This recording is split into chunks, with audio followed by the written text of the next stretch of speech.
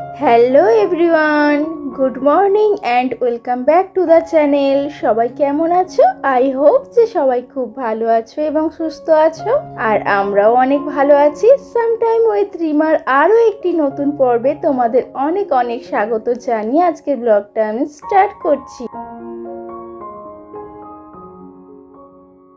সকাল সকাল ঘুম থেকে উঠে বাসি ঘরদোর আগে ঝাড়ু দিয়ে নিয়েছি। তো নেওয়ার পরে এবার এসেছি রান্নাঘরে। তো রান্নাঘরে গতকালকে যে থালা বাসনগুলো মেজে জল ঝরাতে দিয়েছিলাম রাত্রে, তো সেইগুলো আবার সঠিক জায়গায় রেখে দিলাম। দিয়ে দেখছি গ্যাস ওভেনটা ভীষণ ময়লা পড়েছে, গতকালকে পরিষ্কার করা হয়নি। তো এখন সবার আগে এগুলো আমি পরিষ্কার করে নিচ্ছি। আর সকাল সকাল না কাজের গতি একটু ধীরেই চলে। এই শীতে না মানে কাজ করতে মন চায় না সকালে, কেমন যেন শরীরটা একটু ম্যাচ ম্যাচ করে, মনে হয় একটু আলসামির জন্য একটু শুয়ে থাকলে কম্বলের তলায় সেটাই বেশি ভালো লাগে। কম্বল যদিও এখনও গায়ে দিচ্ছি না, এখন কাঁথাতেই চলে যাচ্ছে, তার কারণ ঘরের ভিতর প্রচণ্ড গরম থাকে আর বাইরের টেম্পারেচারটা একটু লো থাকে। আর এই যে দেখো আমার মোছা কিন্তু কমপ্লিট হয়ে গেছে। আর তারপরে দেখো সকালের ব্রেকফাস্ট বানাবো, তো সেই জন্য কিছু সবজি নিয়ে নিয়েছি। আজকে সকালবেলায় ওই একটু ফ্যান ভাত করব, আলু সিদ্ধ থাকবে তার সাথে, আর কিছু ভেজিটেবলস দিয়ে দিচ্ছি। আর যেহেতু ঋষভকেও একই খাবারটা খাওয়াবো আর তার সাথে একটু বেশি করেই বানিয়ে নেব, আমিও তার সাথে খেয়ে নেব। আর কি বলো তো, সকালে না খুব চটজলদি খাবার বলতে এইগুলোই আমার কাছে মনে হয় ভীষণ চটজলদি হয়ে যায় আর অনেকটা টাইমও লাগে না, জানো তো। তো এই যে দেখো অর্ধেকটা গাজর আমি নিয়ে নিচ্ছি, পুরোটা দিলে আবার মানে ঋষভ খেতে পারবে না আর আমি গাজর খাবো না। আর এই যে দেখো আমার জন্য একটু আলু নিয়ে নিয়েছি।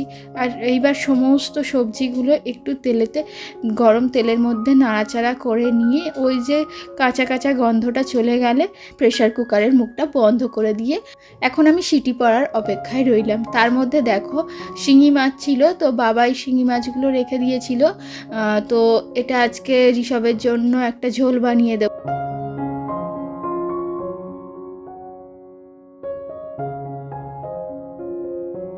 শিঙি মাছের গায়ে তো প্রচুর নালা থাকে, তো ওই জন্য একটু নুন দিয়ে দিয়ে কিছুক্ষণ রেখে দিলাম।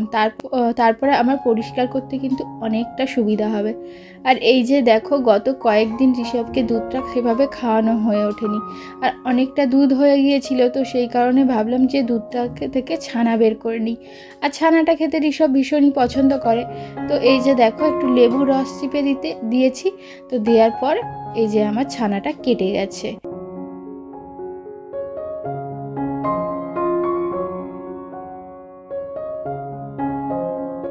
আর তারপর চলো ঋষভকে খাইয়ে দাইয়ে নিয়ে এবার আমি আমার ব্রেকফাস্টটা সেরে নেব। তো সেই কারণে দেখো আমিও আমার ভাতটা বেড়ে নিচ্ছি। তো ও এখন খেলা করছে, তো ও খেলা করছে, সেই সুযোগে আমি ভাবলাম যে খাওয়া দাওয়াটা করে নিই। আর এই যে দেখো উঠানে নেমে দেখছি কাকিমা শামুক ভাঙছে। তো শামুকটা কি করবে জিজ্ঞাসা করাতে আমি প্রথমে ভেবেছিলাম যে হাঁসটা সে বোধহয় খাবে। তো তারপরে বলল যে ওরা মানে পিকনিক করবে, মানে ঋষভের পিমনিরা হচ্ছে শামুকের পিকনিক করবে। তো সেই কারণে ওরা তো আর ভাঙতে পারবে না, তো এই যে কাকিমা ভেঙে দিয়ে পরিষ্কার করে দেবে। আর আমার ছেলেকে দেখো বসে বসে দেখছে যে শামুকটা কি জিনিস, ঠাম্মা কি করছে, আর ওর সমানে কিন্তু মানে ঘৃণা পাচ্ছিল জিনিসটাকে দেখেছে। এই যে সমস্ত অংশগুলো দেখো শামুকের সব বাদ চলে যাবে, আর এই যে সাদা অংশটা, এই যে নরম মাংসের মতো ওই অংশটুকুই নেওয়া হবে, তো ওটাই মাংসের মতো রান্না করা হবে। তারপর এই যে দেখো কয়েকটা নারকেল পাঠিয়েছিল মা, তো সেই নারকেলগুলো দিয়ে আজকে মালাইকারি বানাবো ভাবছি। তো নারকেল কোড়া ভীষণই ঝামেলার একটা কাজ, আর আমি সেভাবে নারকেল কোড়াই না, মানে যতবারই আমাদের বাড়িতে মালাইকারি হয় মা বা ঠাম্মা আর এখানে শাশুড়ি মা, আজকে আমি নারকেলটা কুড়িয়ে নিচ্ছি। আর এই যে দেখো আমার মোটামুটি দুটো নারকেলে এতটা মতো নারকেল হয়েছে, তো আমার কোড়ানো কমপ্লিট হয়ে গেছে।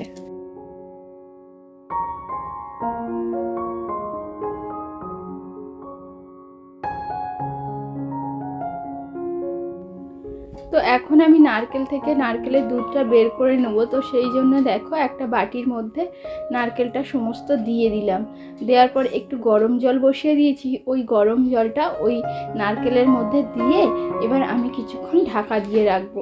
তো জলটা একটু ঠান্ডা হয়ে আসলে তারপরে আমি চটকে চটকে নারকেলের দুধটা বের করে নেব। আর এই যে আমার ভাত রান্না হয়ে গেছে আর ঝোল রান্নাটাও হয়ে গেছে, শুধুমাত্র চিংড়ি মাছের যে মালাইকারিটা বানাবো তো সেটাই আমার বাকি আছে।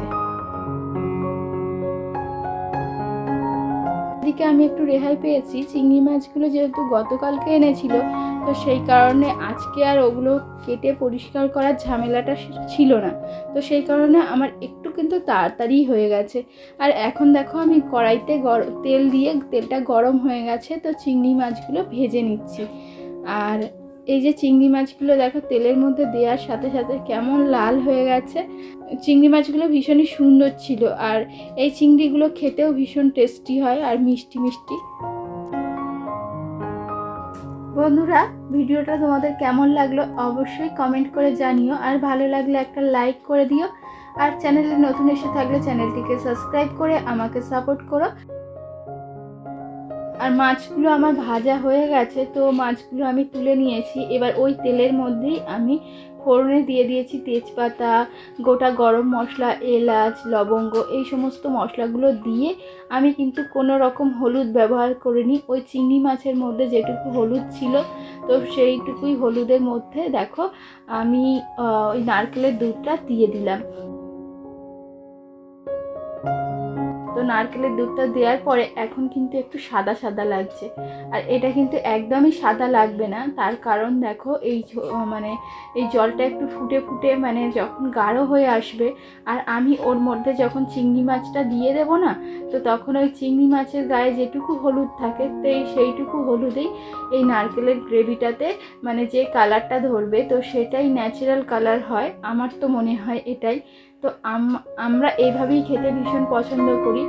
আর বিভিন্ন কাজু বাদাম বাটা, বিভিন্ন বাটা মশলা দেয়া যেতে পারে মালাইকারির মধ্যে, তার টেস্টটা অন্যরকম হয়। আর পিওর নারকেলের দুধের মধ্যে যদি শুধুমাত্র এই চিংড়ি মাছটাকে ফুটিয়ে করা হয় দুটোর স্বাদ কিন্তু সম্পূর্ণ ভিন্ন হয়। তো এভাবে খেতে আমাদের ভীষণ পছন্দ করে, আর ঋষভের পাপাও পছন্দ করে। বেশি মশলা দিলে সবসময় কি হয়, আমাদের শরীর তো সব জিনিস সবসময় সহ্য করার ক্ষমতা রাখে না।